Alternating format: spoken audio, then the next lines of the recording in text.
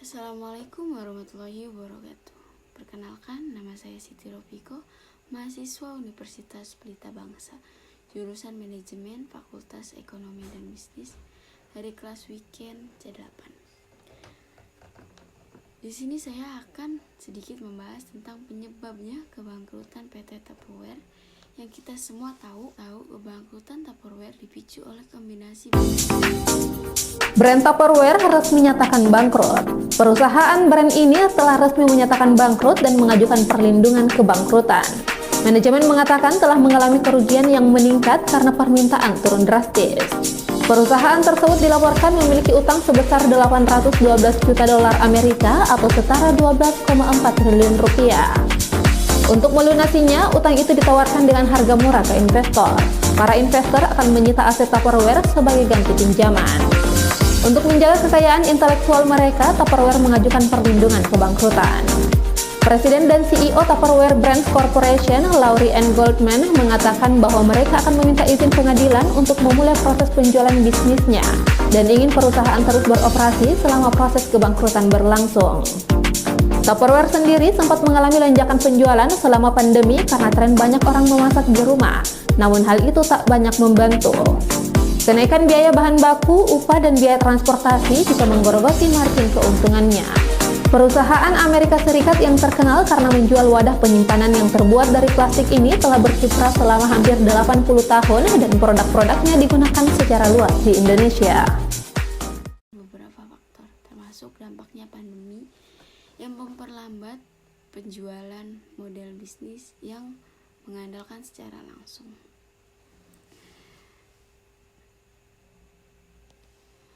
Pandemi mengubah perilaku konsumen dengan banyak yang beralih ke belanja online, sehingga Tupperware yang bergantung pada presentasi produk secara langsung mengalami kesulitan. Kurangnya inovasi, Tupperware gagal berinovasi, memperkenalkan atau menciptakan produk baru yang bisa bikin menarik perhatian.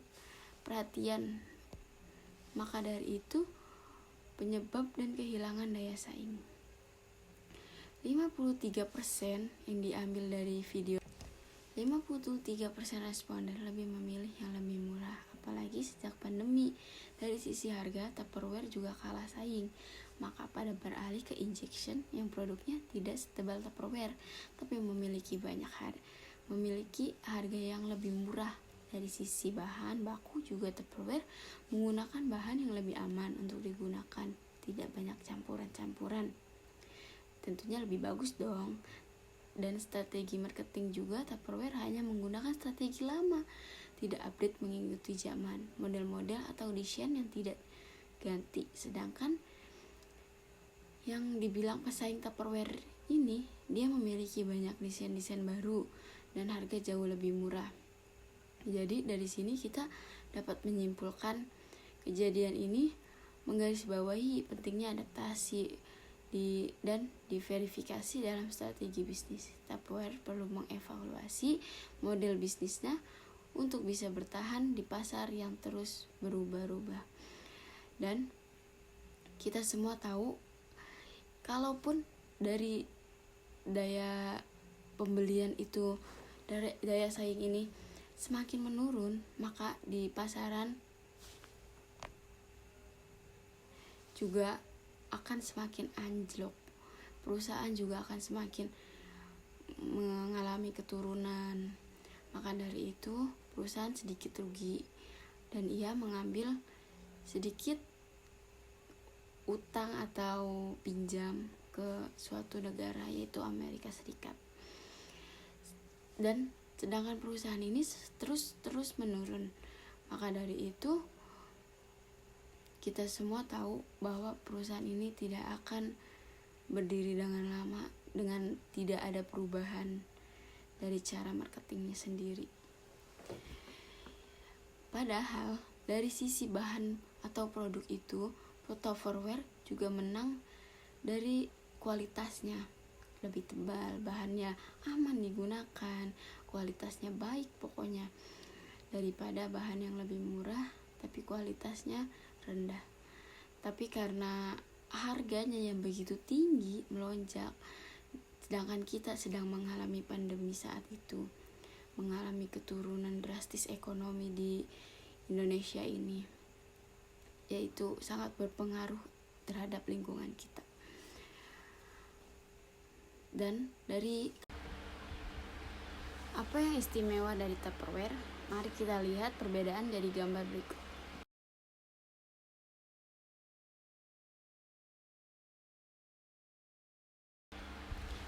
Ya, kita semua sudah melihat perbedaannya. Memang tidak ada, hampir mirip sama sekali. Tupperware mengikuti model Reduce, Reuse, Recycle, mulai dari desain hingga proses distribusi. Melalui produk dan bisnis kami menciptakan dan mempromosikan solusi yang memungkinkan gaya hidup berkelanjutan. Perbedaan produk biasa dengan produk Tupperware bisa dilihat dari beberapa hal, seperti bahan produk. Tupperware terbuat dari bahan plastik pilihan yang aman dan berkualitas tinggi. Desain produk Tupperware memiliki desain yang menarik dan inovatif. Sedangkan Tupperware memiliki tutup Tupperware kedap udara dan air terinspirasi dari tutup kaleng cat. Tupperware memiliki kode produksi. Produk Tupperware asli memiliki kode produksi yang tercetak. Tulisan atau logo produk Tupperware asli memiliki tulisan atau logo food grade dan microwave safe. Sedangkan proses pembuatan produk Tupperware dibuat dengan teknologi tinggi dan detail sehingga sulit ditiru. Quality control produk Tupperware didukung oleh quality control yang ketat sehingga menghasilkan produk-produk yang lebih bagus. Model Reduce, Reuse, Recycle, Tupperware mengikuti model tersebut mulai dari desain hingga proses distribusi. Wadah penyimpanan makanan hingga botol minum, Tupperware memang menjadi andalan banyak orang. Saking populernya, banyak juga produk imitasi atau tiruannya yang beredar di pasaran. Lantas bagaimana cara membedakan Tupperware yang asli dengan yang palsu? Ada yang bisa membedakan? Commercial Direktur Tupperware Indonesia, Doni Johansyah Habibi, mengatakan ada beberapa ciri-ciri yang tertera jelas dalam setiap produk Tupperware. Ciri-ciri tersebut dapat menjadikan pembedaan dari produk asli dengan yang palsu yang banyak beredar di pasaran. Untuk memudahkan konsumen itu, identitas produk dan kegunaannya sudah ada di dalam produknya. Tuturnya kepada para awak media beberapa waktu lalu. Dan lebih lanjut, Doni menjelaskan bahwa produk asli Tupperware memiliki ciri-ciri berupa tulisan atau logo food grade, microwave, dan kode produksi yang tadi saya sebutkan. Kode produksi itu semua tercetak dan ini yang membuat produk-produk kita berbeda dengan kompetitor lain.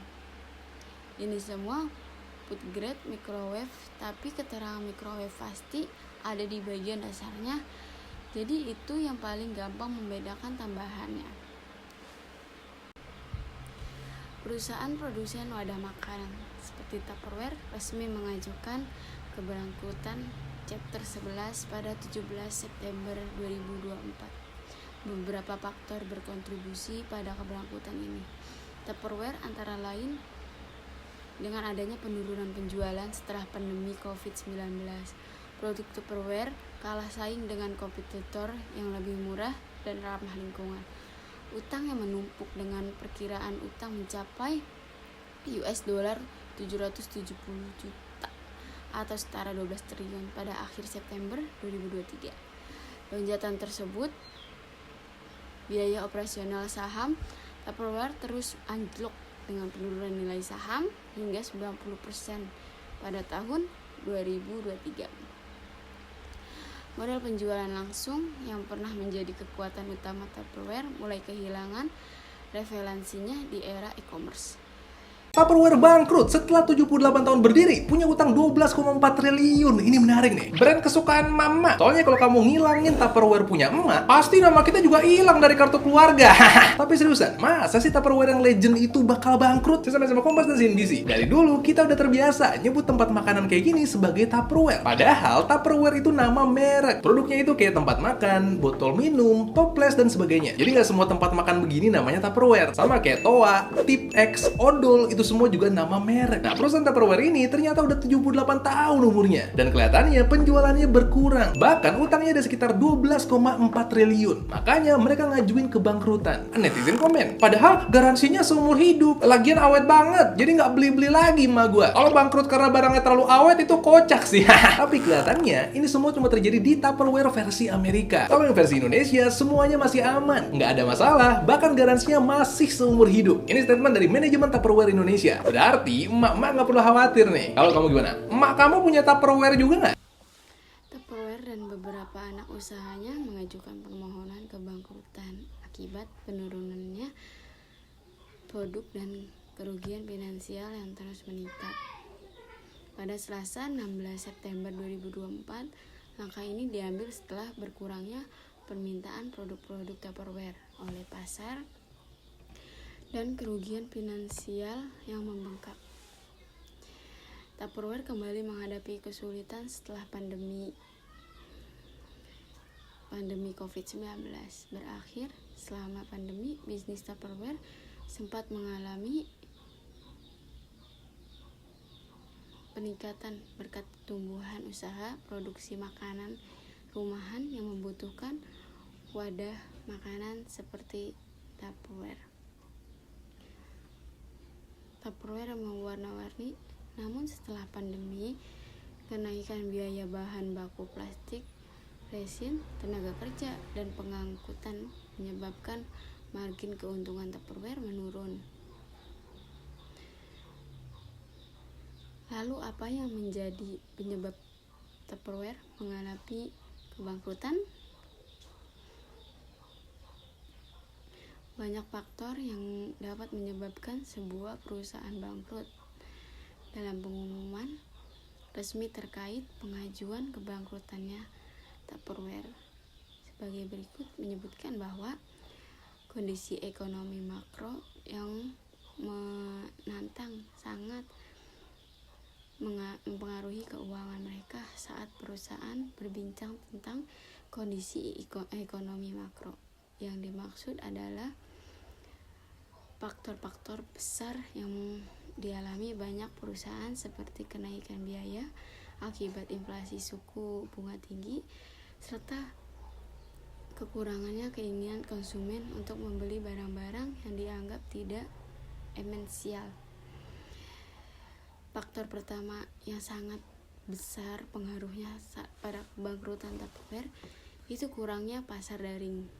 Dilansir dari Fast Company, Tupperware menyatakan bahwa hampir 90% penjualannya pada tahun 2023 masih berasal dari penjualan langsung.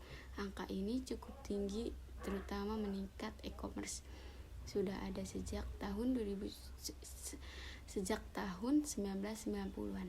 Namun, Tupperware baru mulai benar-benar memanfaatkan e-commerce pada era 2020-an. Baru pada bulan Juni 2022, Tupperware baru membuka toko di Amazon.com. Utang. Faktor yang kedua amat besar yang Tupperware alami itu utang. Menurut dokumen pengadilan, Tupperware memiliki utang besar sebesar $812 juta. Dikutip dari Entrepreneur, sebagai besar utang ini dibeli oleh investor yang mengkhususkan diri dalam utang bermasalah dan harga diskon besar pada Juli. Investor seperti Stanhill dan Alden membeli sebagian besar pinjaman senior perusahaan hanya seharga 3 sen per dolar. Dari pinjaman sebesar $8 juta, Tupperware hanya menerima $6 juta dana segar karena persyaratan yang lebih menguntungkan memberi pinjaman. Menurut catatan pengadilan, Tupperware mengungkapkan bahwa para pemberi pinjaman ini mencoba menggunakan posisi utang mereka untuk menyita aset penting perusahaan, termasuk kekayaan intelektualnya yang memaksa perusahaan untuk mencari perlindungan kebangkrutan. Sedangkan dalam pengajuan kebangkrutan di dalam pengadilan kapalitan Amerika Serikat untuk distrik Delaware, Tupperware mencatat asetnya berada di antara $500 juta hingga $1 miliar. Sementara utangnya bersekitar antara $1 miliar hingga $10 miliar. Perusahaan ini juga mencatat jumlah kreditur antara 50 dan 100.000 pada tahun 2023. Tupperware menyelesaikan perjanjian restrukturisasi utang dengan pemberian pinjaman dan bekerja sama dengan bank investasi Moelis dan CO untuk membantu mencari opsi strategi yang dapat menyelamatkan perusahaan. Dan dampak yang besar dari kebangkrutan Tupperware itu ada perilaku konsumen. Faktor lain yang menyebabkan Tupperware mengalami penurunan drastis adalah perubahan perilaku konsumen seiring perkembangan zaman dan munculnya berbagai alternatif produk penyimpanan makanan yang lebih praktis dan modern. Minat masyarakat terhadap produk Tupperware pun semakin menurun. Selain itu, tren memasak di rumah yang sangat menaikkan penjualan Tupperware selama pandemi COVID-19 tidak berlanjut secara signifikan. Masyarakat memulai kembali ke gaya hidup yang lebih praktis dan sering makan di luar, sehingga mengurangi kebutuhan akan wadah penyimpanan makanan.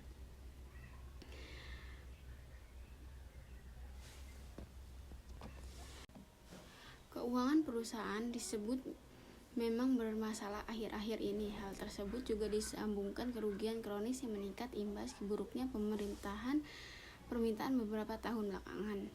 Goldman sempat berusaha menyelamatkan kebangkrutan Tupperware pada 2023 lalu. Mereka merestrukturisasi utang hingga menandatangani perjanjian dengan bank investasi Moelis dan CO untuk membantu mencari alternatif strategis. Namun, upaya tersebut tak cukup membantu likuiditas perusahaan yang bermasalah, membuat Tupperware ragu untuk terus bisa menjalankan bisnisnya. Tupperware juga termakan zaman. Perusahaan membuat produk rumah tangga itu tak sanggup melawan gempuran kompetitor yang memproduksi wadah penyimpanan makan lebih murah dan ramah lingkungan. Nasib perusahaan yang berdiri sejak 1946 itu akan ditentukan keputusan pengadilan jika perlindungan kebangkrutan disetujui. Jadi Tupperware bisa terus menjual produknya sembari merancangkan proses penjualan bisnis. Mereka akan terus maju jika semua utang-utang bisa ditangani. Namun mereka sendiri sudah pesimis tentang perusahaan bisnis mereka. Mari kita sama-sama tonton video tersebut tentang penjelasan kebangkrutan PT Tupperware sebagai berikut. Produsen wadah makanan asal Amerika, Tupperware, resmi mengajukan kebangkrutan setelah lebih dari 7 dekade menjadi ikon dalam industri peralatan dapur. Setelah berdiri selama kurang lebih 78 tahun, Tupperware yang dikenal luas dengan produk wadah plastik inovatifnya akhirnya mengajukan kebangkrutan. Presiden dan CEO Tupperware Brands Corporation, Laurie N. Goldman, mengatakan bahwa perusahaan mereka akan meminta izin pengadilan untuk memulai proses penjualan bisnisnya. Dalam pengajuan kebangkrutannya, Tupperware melaporkan total utang sebanyak 12 juta US dollar atau sekitar 12,4 triliun rupiah. Dan perkiraan aset terbesar 500 juta US dollar hingga 1 miliar US dollar atau sekitar 15,2 triliun rupiah. Dilansir dari situs resmi perusahaan, Tupperware didirikan pada tahun 1946 oleh Earl Tupper yang merancang dan mematenkan segel kedap udara yang fleksibel. Saat ini perusahaan tersebut mempekerjakan lebih dari 5.450 karyawan di 41 negara dan bekerja sama dengan lebih dari 465.000 konsultan independen di hampir 80 negara. Sementara di Indonesia sendiri bisa dikatakan Tupperware memiliki tempat tersendiri di hati para ibu rumah tangga. Para Devanti, GoTV News melaporkan. Jangan lupa follow akun media sosial GoTV untuk mendapatkan berita menarik lainnya. Tupperware tuh ironis banget sih. Sebenarnya apa yang bikin mereka sukses, itu tuh yang bikin mereka gagal total. For Tupperware, the party is over. It's filed for bankruptcy. Industry pioneer, but has fallen on hard times. It may not be in business much longer. Sebenarnya tahun lalu gue udah bikin videonya, tapi waktu itu tuh mereka baru nge-filing Chapter 11. Artinya mereka emang ke arah mau bangkrut nih. Tapi biar bisa dapat izin, tetap beroperasional, tetap jualan, selama mereka restruktur hutangnya mereka. Dan hutang mereka itu tuh lebih dari 1 triliun rupiah. Nah lantas kalau perusahaan nggak bisa bayar hutangnya dan declare bangkrut, apa yang dilakuin? Apakah foundernya harus ganti rugi sendiri? CEO-nya harus bayarin hutangnya? Enggak. Yang terjadi adalah perusahaan ngelakuin likuidasi. Jual semua aset yang dia punya, semuanya sampai nol. Bayar employee, pesangon, hutang sampai sebisa mungkin. Kalaupun masih ada banyak banget hutang sisa sampai ratusan miliar, ya udah itu rugi yang ngasih hutang. Dan foundernya, CEO-nya nggak kena dampaknya sama sekali. Ini makanya penting kalian kalau bisnis bikin PT, namanya perseroan terbatas. Kalau misalnya dia ada kenapa-napa, kalian nggak kena dampaknya. Kalau kalian bisnisnya pakai perorangan, hutang ya mau bisnisnya anjlok, kalian harus tetap bayar. Kalau PT anjlok, hutang kalian nggak usah bayar. Ya walaupun ada resiko-resiko lain ya. Misalnya kalau kayak CV, kalian tetap harus bayar karena itu nge-link ke personal asset kalian.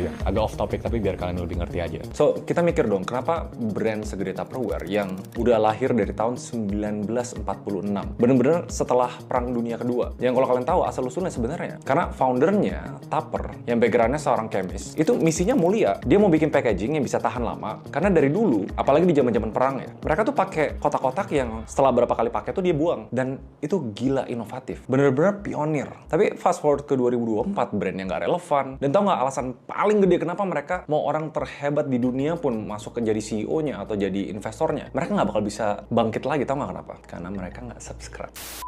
Oke, bercanda, gue udah lama nggak kayak gitu. Tapi ya itu yang aneh. Karena baru-baru banget ini, di tahun 2024, mereka tuh baru rebranding. Brand legendaris ini akhirnya punya logo sama visual yang jauh lebih modern, yang harusnya kalau milenial sama Gen Z itu jauh lebih masuk. Tapi nggak lama kemudian, ini aneh sih, tiba-tiba mereka ngedeclare bangkrut total. Artinya stop, goodbye, nggak ada nama brand Tupperware lagi. Dan kalian jangan ketawain sih, karena apa yang dialami Tupperware, itu kalian bisa belajar banyak. Karena ini bisa terjadi untuk siapapun kalian yang nonton yang punya bisnis, siapapun kalian yang lagi berkarir atau kerja, karena permasalahannya tuh klasik, ironis banget. Mau mereka jual pabriknya, mereka tutup beberapa cabang, tetap nggak bakal bisa nyelamatin karena mereka telat. Tapi sebelum kita bahas pelajaran ya, kalian harus benar-benar tahu kenapa mereka gagal. Mungkin yang udah nonton video gue sebelumnya, kira-kira udah tahu, tapi kita bahas di chapter pertama, Tupperware Party.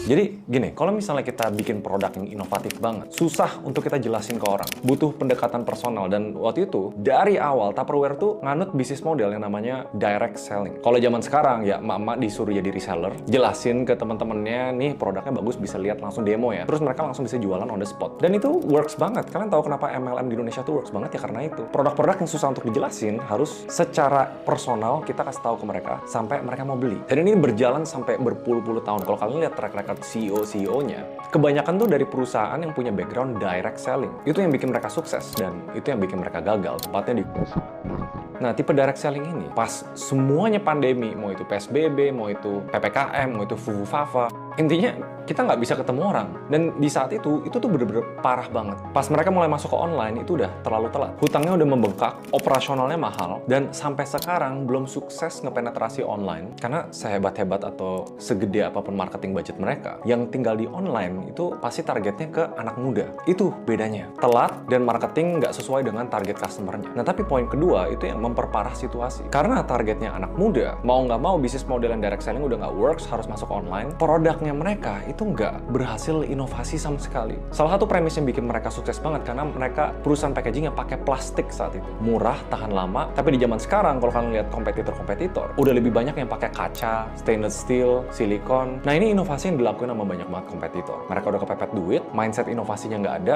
Kenapa ini matter? Soalnya generasi zaman sekarang udah melek soal environment. Mereka peduli namanya dampak lingkungan kalau misalnya kita pakai terus produk-produk plastik. Dari modelnya, kalian lihat dibanding sama kompetitor nih. Akhirnya dua itu, kombinasi yang gede banget, bikin saham mereka turun sampai 90%. Hutang yang nggak bisa dibayar, ruginya bisa sampai 80 juta dolar, sampai harus ngajuin pilot. Tapi nggak lengkap kalau kalian nggak lihat kapten atau nahkodanya. Karena kapalnya itu emang udah banyak bocor. Tapi kalau nahkoda yang hebat, somehow dia bisa tetap berlayar. Kita bahas dikit.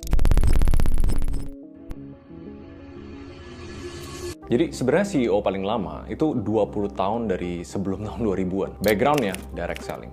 CEO yang baru yang sekitar berapa belas tahun itu backgroundnya direct selling. CEO yang menjabat 3 tahun sebelum ganti yang interim, backgroundnya direct selling. Yang gue nggak ngerti gini, perusahaannya udah tahu ini tuh ke arah yang nggak works lagi. Sampai akhirnya datang CEO yang paling baru yaitu Lori. Dan ini punya pengalaman marketing yang hebat. Yang sebelumnya lebih banyak jualan langsung. Sekarang background marketing digitalnya tuh kuat. Dia ex Coca-Cola, pernah jadi CEO-nya Avon, CEO-nya Spanx, brand-brand modern. Yang akhirnya dari akhir tahun 2023 sampai sekarang dia sebenarnya ada progres. Logo barunya tuh bagus. Marketing plan-nya udah mulai modern. Harusnya kalau nafasnya sedikit lebih panjang, ini salah satu harapan cerah buat Tupperware tuh bisa bangkit lagi. Tapi sehebat-hebatnya nahkoda, kalau kapalnya udah telat untuk dibenerin, bolongnya udah terlalu parah, bebannya terlalu gede, utangnya aja di atas 1T, ya mau gimana? Karena kalau misalnya gue anggapannya jadi CEO bodohnya Tupperware, gue bakal pelajarin satu teori yang penting banget, yang nggak dijalanin sama Tupperware. Dan inilah kesombongan perusahaan yang udah ngerasa gede banget. Mereka ngalamin yang namanya Innovator's Dilemma. Nah, banyak yang udah tahu, gagal inovasi, bisnis modelnya cacat, utang yang membludak, pendapatan menurun. Itu memang hasil dari kegagalan-kegagalannya. Cuma ada satu fundamental banget, ini menurut banyak analis ya. Dan ini bisa terjadi sama kalian. Karena kalau kalian ngerasa semuanya udah bagus dan doing well, kalian nggak bakal ngapa-ngapain, ya udah biarin aja di jalan. Nah, itu dilemanya. Justru pas everything doing well, lu udah tinggi, lu udah jago, disitulah lu harus berinovasi. So, Innovator's Dilemma itu analoginya, kita bingung nih, kita udah ngelakuin sesuatu yang bagus, kita udah nomor 1. Perlu nggak ya berinovasi? Karena kalau kalian mau ngelakuin hal yang berbeda, itu selalu ada risiko. Analoginya kita di sini nih, kalau kita berinovasi, kita bakal turun sebentar. Karena kita rombak semuanya, ganti produknya, ada pengeluaran gede, untuk kedepannya kita bisa gede lagi. Dan ini sebenarnya kesalahan klasik untuk banyak entrepreneur. Karena udah ngerasa gede, jadi lebih more to lose, takut untuk ngambil risiko. Akhirnya stay di sana aja, ujung-ujungnya gak ada inovasi, dan bukannya naik lagi, dia bakal jatuh. Kalau ngeliat kompetitor yang di Indonesia lumayan rame, yaitu Lock and Lock, yang gue pernah bahas juga, superpower dari perusahaan kecil yang belum segede itu adalah mereka gesit, berani ambil resiko lebih banyak, dan gak takut yang namanya inovasi. Case-nya Lori pas jadi CEO, yang pas rebranding berapa bulan kemudian dia bangkrut, itu sebenarnya bukan salah CEO-nya, tapi salah dari legacy CEO lamanya yang telat untuk ngambil tindakan, dan akhirnya dibebanin ke CEO paling barunya. Ini analoginya kalau misalnya presiden nih, udah mau turun jabatan, tapi ninggalin banyak hutang, kebijakan-kebijakan yang setengah-setengah. Pas presiden barunya bakal melantik, buset, hutangnya naujubillah. Bukan hutang duit doang, tapi kebijakan-kebijakan yang sangat diburu-buru, yang harus mau nggak mau dilanjutin sama presiden selanjutnya. Dan itu yang sering terjadi sama perusahaan juga. Jadi pelajaran pertama yang kita pelajarin dari Tupperware, jangan merasa kita udah jago. Di saat kita doing well, itu justru kita punya bumper untuk kita ambil risiko. Nah, lantas solusinya apa? Dan apa masa depan Tupperware? Apapun yang dilakuin sama Tupperware sekarang, mau dapat pendanaan pun is too late. Kalau di dunia IT ada namanya tech debt, atau di dunia kenegaraan namanya kemiskinan struktural. Kalau problemnya udah sampai level struktural, semakin banyak hutang, semakin lama dan susah untuk dibenerin. Yang dibutuhin adalah rombak total. Tapi bedanya negara sama teknologi, perusahaan itu selalu running dengan timeline yang terbatas. Timeline-nya apa? Uang yang dimiliki, pengeluaran yang harus dikeluarin setiap bulan, sama hutang yang harus dibayar. Jadi pas CEO barunya datang, fokusnya di marketing. Dia butuh dana, dan keuangannya tidak mendukung, ya udah, larinya udah mulai kenceng tapi mereka kehabisan napas. Kalau menurut gua, setelah gua analisa laporan keuangannya. Sebenarnya momen yang tepat ya. Kalau Tupperware mau berdiri sampai sekarang adalah restrukturisasi sekitar 2 tahun sebelum COVID. Karena di sana harusnya mereka sadar model mereka udah usang dan harus berubah bisnis model ke online. Ya iyalah, online-nya naik banget tapi mereka nggak kesana. Kalau misalnya mereka udah dari awal, pasti mereka bisa survive. CEO barunya masuk lah dari sana. Dan ini salah satu pelajaran penting buat kalian kalau misalnya mau bikin bisnis atau karir apapun. Tupperware itu legendary brand yang gue sampai sekarang aja ngerasa sayang banget mereka harus mati. Karena gue selalu inget quote ini. Satu hal yang pasti adalah perubahan. Dan trennya dimulai dari tahun 2010-an. Pas digital udah mulai merata. Perubahan di mana perusahaan-perusahaan lama perlu lakuin mungkin bertahun-tahun baru mereka berubah. Sekarang setiap berapa bulan aja kita harus berubah. Jadi kemampuan adaptasi itu di sini penting. Jangan ngerasa kalau misalnya kita udah ngelakuin semuanya bener, kita udah gede, kita nggak butuh berubah. Berubah tuh bukan berarti kita ganti yang udah bagus. Tapi berubah tuh berarti mengimprove apa yang sudah bagus. Tupperware tuh tahan lama udah bagus. Tapi ubah materialnya jadi kaca, jadi silikon. Sama-sama tahan lama kan, tapi mereka ngikutin tren di mana anak muda lebih peduli lingkungan. Dan soal innovators dilemma, inovasi justru dilakuin pas kalian nggak ngebutuhin itu. Pas kalian ngerasa semuanya udah fine-fine aja, penjualan lagi oke, di sana justru kalian paling punya banyak bumper untuk kalau inovasinya gagal ya nggak apa-apa. Jangan kepepet baru kalian ubah produk atau bisnis modelnya. Jadi itu pelajaran penting yang kita bisa ambil dari Tupperware. Fun fact-nya, gue lupa bahas di awal. Founder aslinya Tupperware pas ngebangun bisnisnya di 1946, dia sempat langsung jual di 1959. Yang kalau ditranslate ke inflasi, seharga $160 juta. Kalau gue jadi dia, sedih kali ya ngeliat babynya yang udah segede ini hancur gara-gara mismanagement. Tapi menurut kalian gimana? Karena di saat satu raja itu turun, pasti ada yang bakal ngambil tahtanya. Brand apa yang punya nilai-nilai inovasi yang bisa gantiin posisinya Tupperware? Coba kalian komen di bawah. Atau ada bisnis lain yang kalian mau bahas, kita ringan aja. Biar nggak bahas politik dan nggak bahas sebelah terus-terusan. Komen aja ya. Sepertinya cukup sekian penjelasan dari video yang menggambarkan kebangkrutan Tupperware, dan penjelasan ini saya akhiri. Wassalamualaikum warahmatullahi wabarakatuh.